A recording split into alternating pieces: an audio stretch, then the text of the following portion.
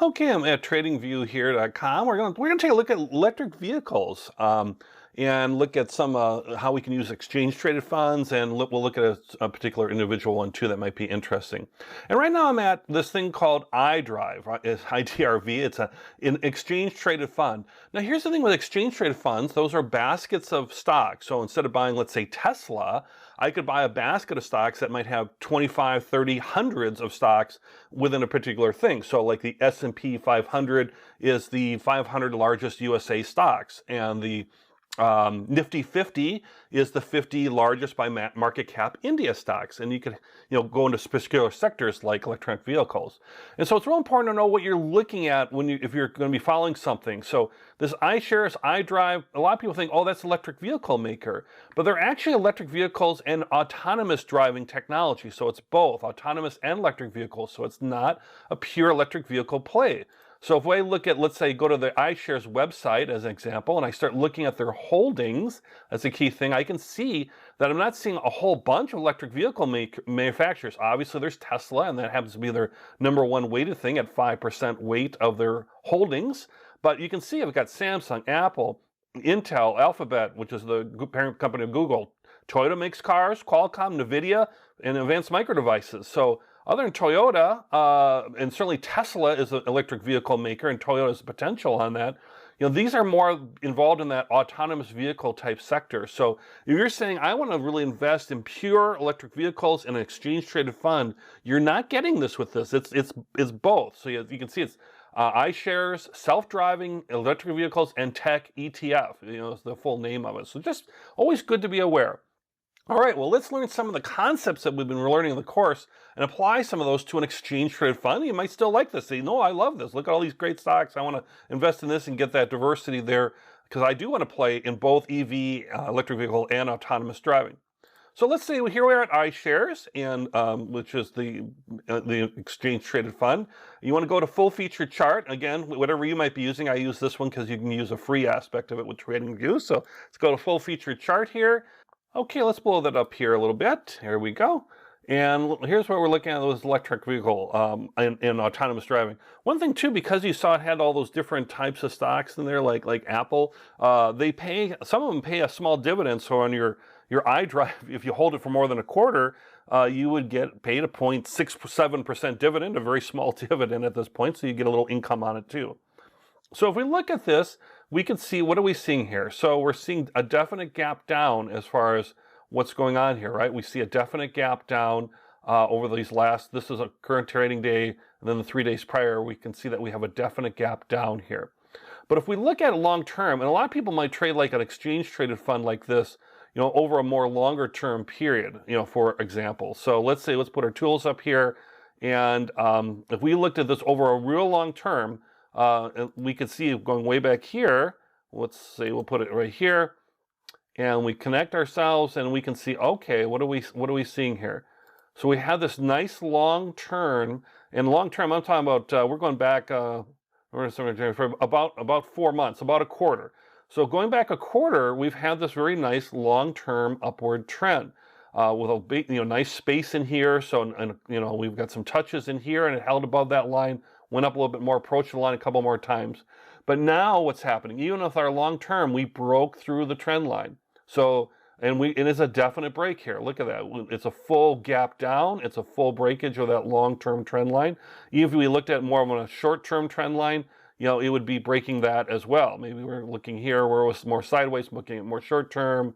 And, technically, if you go like here, maybe we're not as breaking it as much. If we're looking at, like, let's say these guys here. So maybe we are in more of a pullback here.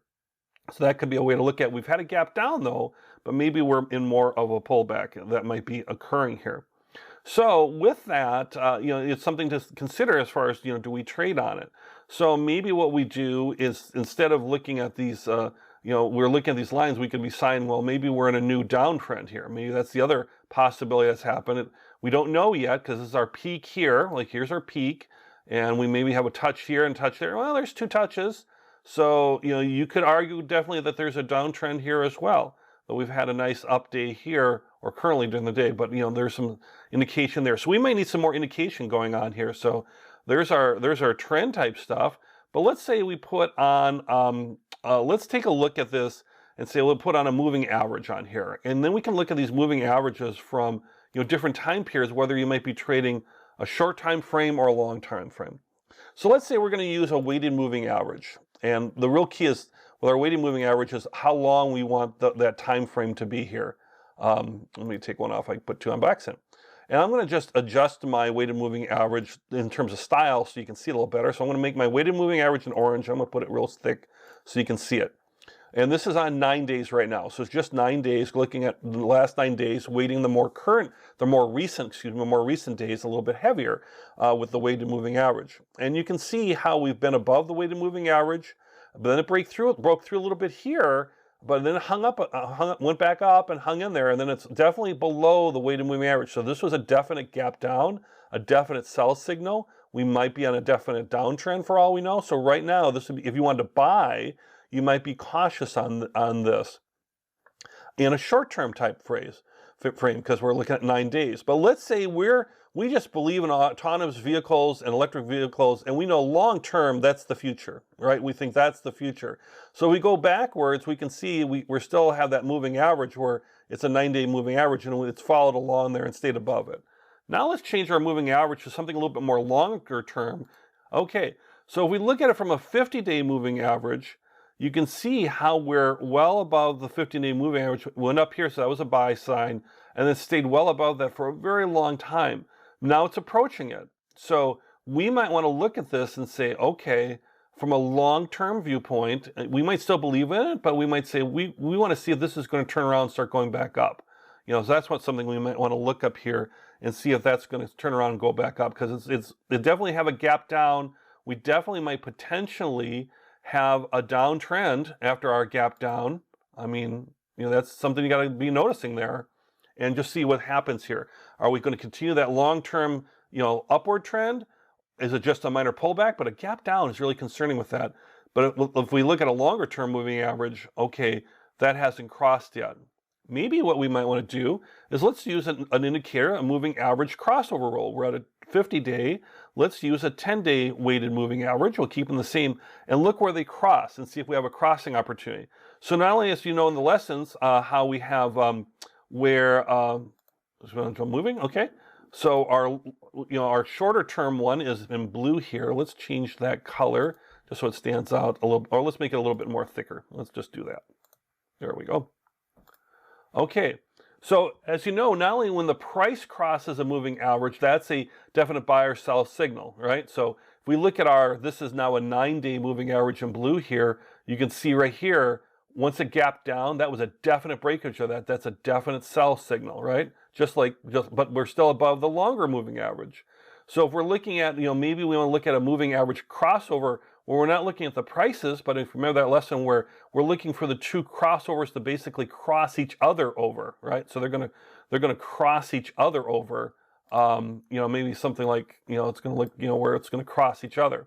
Let me go up closer. So if these two lines here, the solid blue line and the orange one, had a crossover, and the blue one is crossing below the orange one, the shorter term's crossing below the other one, then we know that's a definite sell type signal. Or it could rebound and start going up and look at other indicators that we've broken through a trend line and we're headed trending up, for example. And you can see way back here where we had a crossover, you can see where it crossed over to the downside here. We go back in time. And then when it crossed above the line, the blue line, that was a buy signal. And we've been well rewarded with that buy signal. It came back and touched again, but then we either went down a little bit or it crossed above, and now we had a definite, look at that nice long run. And then now we've had this long run. And by the way, if you were in this here, maybe you have a stop loss at a level like around here. If you have a trailing stop loss, it might have trailed all the way up, following up this whole thing. You would already booked your profit. If you don't have a stop loss, I suggest you always have a stop loss and keep adjusting it as needed. But if you don't, this might be an opportunity to say, if I bought in around here, let's say I bought in on this point right here, look at all that profit I've made. I might want to just sell here just to get my profit, just to lock it in, because right now it's getting, I'm not sure which way it's going to go. Or I might be able to say, okay, I can go down a little bit further. I'll take a little more risk, but I don't want to keep going all the way down. I want to book in that profit. And then I can look for these buy signals to maybe buy in again. So that's one way to look at from just the simple or from weighted moving averages and some crossover type things. Let's look at another, let's take these off here, and let's look at another, let's look at another one here. And Tesla is one everybody will look at. Let's look at something a little bit more just different, right? So let's say you're interested in Nikola, right? Nikola, which makes electric vehicles, more emerging, stock in that field. Tesla is dominant, at least at this point, but Nikola is emerging and does some interesting things. The other thing that's interesting about Nikola here, I'm going to go back, just apologize for my screen movement here, and I want you to see here. You see how we have this long kind of flat line here? It's hard to see because there's not much trading volume here. These are all individual tickers. I mean, if we were to zoom in on that, you would see individual opens and closes, but they're really staying around the $10 mark here. See how it's like around 10.23, 10.50, 10, staying real solid there. I have a course called SPAC investing, special purpose acquisition companies, which is like an IPO. It is an IPO, whereas basically a SPAC company raises a bunch of money and goes to a private company and tries to work out a merger deal and bring them public. Bring them public means they can trade on a stock exchange and we can trade them. So before Nikola became a publicly traded company, there was a SPAC out there with a different name that you would buy in at $10. That's kind of the standard amount. And then what happens is they announce that they're going to merge with Nikola, and they're going to bring it public, and you can see how it had this sharp spike up here, right? It's hard to see maybe, but you had a sharp spike up here. Because now it's going to eventually trade as Nikola, and that's where it goes through this period where they're going through the due diligence period, and then it's more of an IPO, probably right around in this time frame. Certainly right here, we had look at some of these spikes up here. So if you're interested in special purpose acquisition companies or SPACs, check out that course. But that's why it started so low. But if I was looking at Nikola, because it's more of a new emergent type of stock versus, let's say, even Tesla, which is much more established, much more volatile, right? Much more real highs and peaks and valleys, much more volatile in terms of how that would look. And you can even say long-term, if we looked at this as a long-term trend, let's say that's an outlier and we just ignore that. Let's go start here. But you could say long-term trend on Nikola, you're looking more of a downtrend. Now you could draw like these two, or you could draw up here, let's say here, and you'd be watching for that to break through. I'm not going to alert. You might be watching for that to break through in terms of the trend. But let's look more at our more recent time frame here, because this might be something we want to trade a little bit more, more in and out. So we had, if we look at recent time here, we had a bottom here and we had a trend here. We could say, okay, that's still above the trend, so that's good. And we had some real spike ups, but then we had some profit pullback. That's probably what's happening here. We've touched the line 4 or 5, 6, look at all these touches. So it's a nice strong uptrend, a nice peak here, but now we're having some pullback. The question is that pullback going to start to level out, or is that pullback going to break through our line? Let's look at another factor here. Let's look at something like a rate of change, right? So let's just to bring in some different types of lessons here. So we're going to look at a momentum indicator rate of change. Now RSI tends to be a more popular and used indicator, relative strength index. But let's look at rate of change just because we have a lesson on that. And as you recall from rate of change, you can see that if you're above zero, the idea is if you're above zero, that's showing uptrends, right? That's kind of telling you there's an uptrend. And below zero is telling you it might be in a downtrend, right? So you can see it's not always perfect, doesn't always match up perfectly, but you can kind of see we're more likely to stay in an uptrend. We've been in an uptrend for a while, and this is indicating to us that it could be more likely to stay in an uptrend.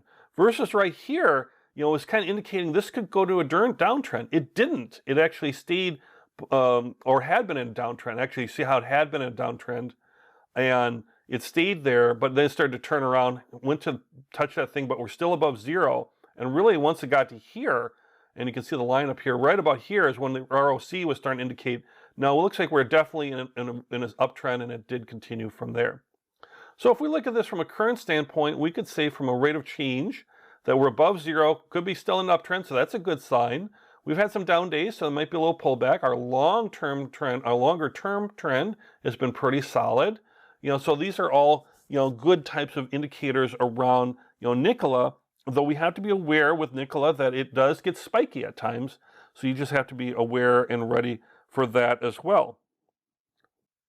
The other thing with Nikola too is they have lots of really narrow trading ranges, right? You see, or as far as open and closes, some have a little bit longer wicks, but look at all these kind of more doji-like stuff all over here, a little more established here, but right in here there was a lot of indecisiveness too. In fact, let's look at like some market sentiment and some volatility. This is a volatile stock, right? So this is where maybe a Bollinger Band might be helpful, right? So let's go down and find a Bollinger Band, put that on.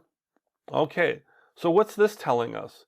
If we look at Bollinger Bands, you can see like, oh, look, we had this, let's go back a little bit further. We had a walking down the band. We had a little walking downtrend band, went to the middle, and as this one walked back up the band, right? And even had a big outlier here. But then came down, and then had a big gap down, which brought it way down in the middle here, and then started to kind of be in the middle and drift to the bottom, touch the bottom, maybe a downtrend a little bit. But now we enter the squeeze period here. See how it's really getting tight there? That's the squeeze. So that's a period of indecisiveness. But right about here, that gets a little more decisive and starts to touch a band. That's an upward trend signal. Came off it though pretty quick, but then it went back on it. So walked up the band a little bit and then came off and then on a little bit. And now we're off again. So this is telling me we're still in a squeeze, though it looks like we might be coming out of the squeeze. So if you're interpreting this and saying, okay, we might be on a nice uptrend, maybe a temporary pullback, it'd be interesting to maybe wait and see what happens this next day to see if we go back and touch up there. Also, what's seeing happening with our ROC, it's still above there. That's a buy signal as well. So there you have it with Nikola as far as a couple different ways you can look at that. And, look what's happening with this trend line. Are you going to break through it? Are we going to go back up on that Bollinger Band? This is looking nice as far as a buy signal. But right now, we might be in a little bit of period of indecisiveness. Now, you could trade this, actually, though it's a little indecisive. You could trade it and just make sure you put a stop loss in there below it, right? So you put a stop in there to, in case it does start to go down and break through that band. In fact, you might put your stop, or through that trend line, you might put your stop just below the trend line, because if it bounces off it, then you'll stay in it. But if it, let's say, breaks through the trend line and really establishes a downtrend, then you're getting out before it goes way down. By the same token, if let's say you had bought way back here, or maybe you bought here, you've had a nice little upright here. You've got some nice profits. If we put, let's say, some two lines on here. Excuse me. Let's see if we put some horizontal lines here. Let's say you had bought on this strong signal here. And you had bought let's say right in here somewhere, right? So that's one line.